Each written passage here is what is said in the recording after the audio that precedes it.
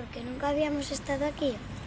Hace muchos años, cuando conocí a la abuela, veníamos aquí para estar juntos. Porque si su padre se enteraba de que festeábamos... ¿Era vuestro escondite? Cuando estoy triste, vengo aquí y se me pasa. Pero ahora no tienes que estar triste. Yo ahora me voy a casa, pero enseguida llegará mi cumple. Y cuando vengas ya no estarás solito. Porque vendrás a mi cumple, ¿no? Creo que te haces mayor más rápido de lo que yo pensaba.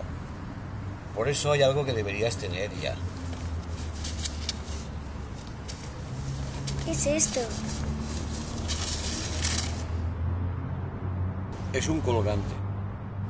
Tu abuela decía que vivir aquí entre las montañas y el mar es una bendición. Aquí hay un poquito de los dos sitios. Cógelo, te traerá suerte.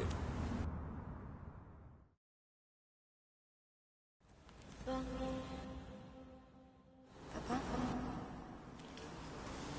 ¿Papá? ¿Qué te pasa? Creo que papá debería de haber empezado a hacer este tipo de cosas mucho antes. Escúchame, Ana. Este colgante era de mi abuela. ¿Sabes para qué sirve? Si algún día tienes que dejar Pozuelo, podrás llevarte las montañas y el mar contigo allá donde vayas. Te traerá suerte. Es tuyo.